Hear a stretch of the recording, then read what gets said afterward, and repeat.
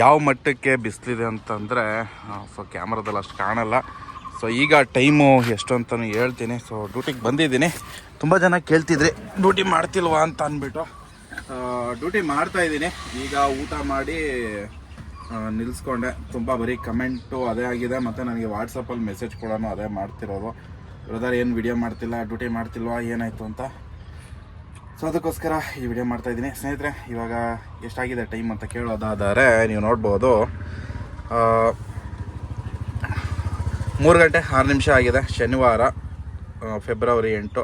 ಹಾಗೆ ಬೆಂಗಳೂರಲ್ಲಿ ಏನಿದೆಯಪ್ಪ ಇವಾಗ ಟೆಂಪ್ರೇಚರು ಅಂತ ಕೇಳೋದಾದರೆ ಹೊರಗಡೆ ವೆದರ್ದು ಬಿಸಿಲುದು ಸೊ ನೋಡ್ಬೋದು ಇಲ್ಲಿ 28 ಡಿಗ್ರಿ ಸೆಲ್ಸಿಯಸ್ಸಲ್ಲಿದೆ ಆಯಿತಾ. ಸೊ ಈ ಹೀಟ್ಗೆ ತಡ್ಕೊಳಕ್ಕಾಗ್ತಿಲ್ಲ, ಸಿಕ್ಕಾಬಟ್ಟೆ ಧಗೆ. ಇನ್ನೂ ಒಂದು ವೇಳೆ ಇನ್ನು ಮಾರ್ಚು ಏನಾದರೂ ಈ ಉಗಾದಿ ಕಳೆದ ಮೇಲೆ ಯಾವ ಮಟ್ಟಕ್ಕೆ ಇರ್ಬೋದು ಅಂತ ಹೇಳ್ಬೋದು ಆಯಿತಾ. ಧಗೆ ಅಂತೂ ಸಿಕ್ಕಾಬಟ್ಟೆ ಐತೆ. ಮತ್ತು ಆಟೋ ಓಡಿಸೋದು ಬಿಸಿಲಲ್ಲಿ ಸಿಕ್ಕಾಬಟ್ಟೆ ಕಷ್ಟನೇ. ಇವಾಗ ಅಟ್ಲೀಸ್ಟ್ ಒಂದು ಸ್ವಲ್ಪ ಗಾಳಿ ಆಡ್ತಿದೆ, ಹೆಂಗೋ ಮ್ಯಾನೇಜ್ ಮಾಡ್ಬೋದು. ಈ ಸತಿ ಅಂತೂ ವೆದರು ಬೇಸಿಗೆ ಅಂತೂ ಭಯಂಕರವಾಗಿರುತ್ತೆ ಅಂದ್ಕೊಂಡಿದ್ದೀನಿ.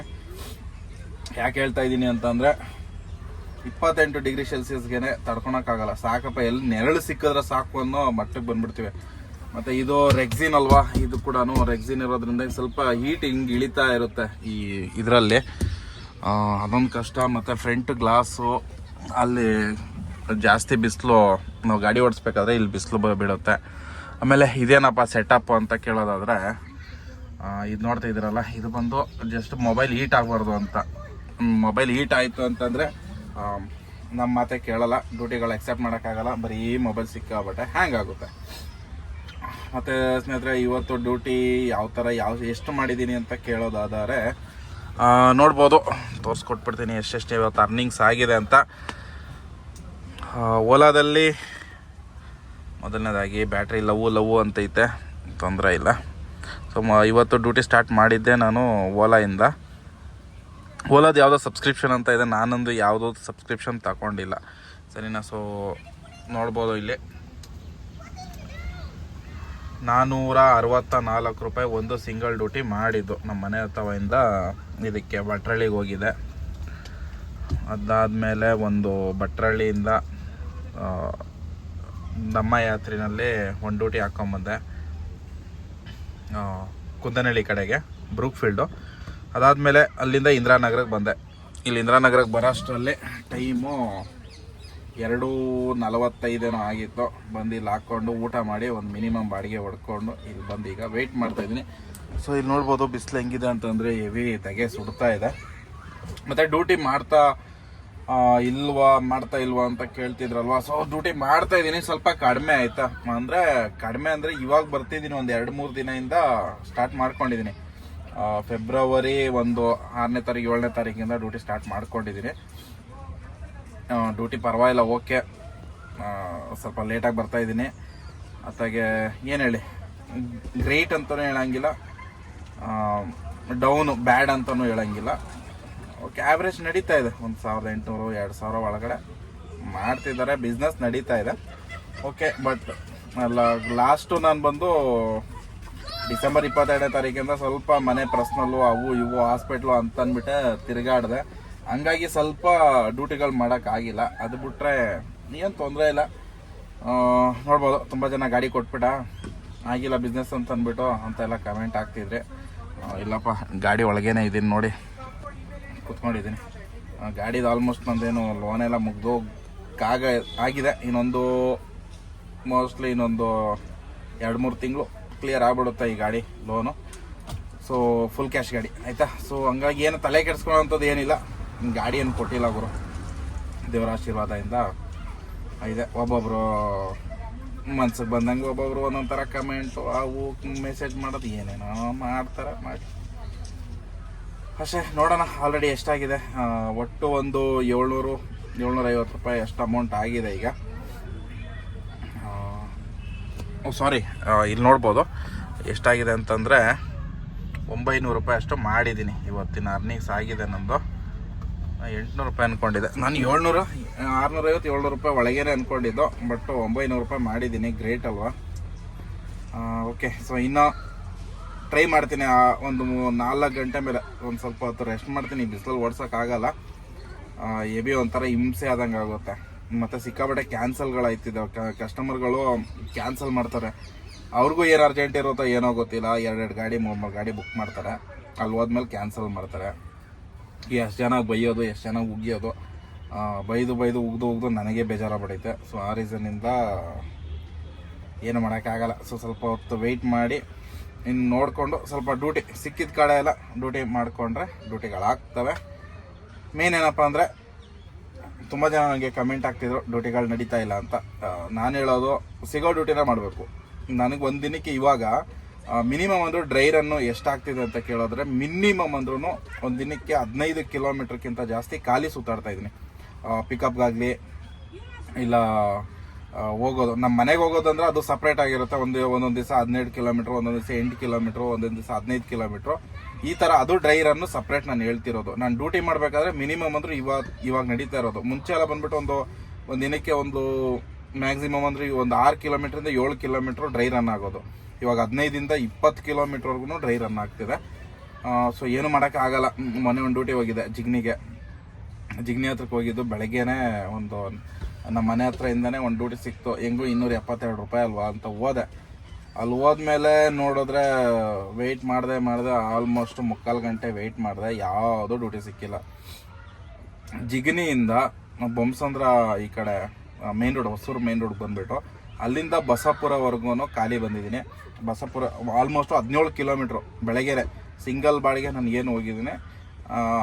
ಸೊ ಅಲ್ಲೇ ಇದ್ದರೆ ಯಾವುದು ಪ್ರಯೋಜನ ಇಲ್ಲ, ಯಾವುದು ಡ್ಯೂಟಿನೇ ಬರ್ತಾಯಿಲ್ಲ. ಸೊ ಹಂಗಾಗಿ ಅದು ಕೂಡ ಯಾವ ಟೈಮಿಂಗ್ಸಲ್ಲ ಅಂತಂದರೆ ಅರೌಂಡು 10 ಗಂಟೆ 10:15 ಈ ಒಂದು ಡ್ಯೂಟಿ ಬರ್ತಾಯಿಲ್ಲ ಅಲ್ಲಿ. ಆಲ್ರೆಡಿ ಸುಮಾರು ಹೊತ್ತು ನಾನು ವೆಯ್ಟ್ ಮಾಡಿಬಿಟ್ಟಿದ್ದೆ, ಒಂದು 3/4 ಗಂಟೆ. ಸೊ ಹಿಂಗೆ ಬಿಟ್ಟರೆ ಆಗಲ್ಲ, ಇವತ್ತೊಂದು ದಿವಸ ಡ್ಯೂಟಿ ಸೆಟ್ ಆಗಲ್ಲ ಅಂತ ಅಂದ್ಬಿಟ್ಟು 17 ಕಿಲೋಮೀಟ್ರ್ ನಾನು ಖಾಲಿ ಹೊಡ್ಕೊಂಡ್ಬಂದಿದ್ದೀನಿ. ಹೋಗಿದೆ 272 ರೂಪಾಯಿ ಬಾಡಿಗೆ. ಅದರಲ್ಲಿ 17 ಕಿಲೋಮೀಟ್ರ್ ಬಸಪುರವರೆಗೂ. ಆಮೇಲೆ ಅಲ್ಲಿಂದ ಡ್ಯೂಟಿಗಳು ಸ್ಟಾರ್ಟ್ ಆಯಿತು. ಅವತ್ತು ನನ್ನ ಟಾರ್ಗೆಟ್ ಅಚೀವ್ ಆಗಿದೆ, 200ವರೆಗೂ ಮಾಡಿದೆ. ಸೊ ಈ ಥರ ಒಂದೊಂದು ಸತಿ ಏನೂ ಮಾಡೋಕ್ಕಾಗಲ್ಲ.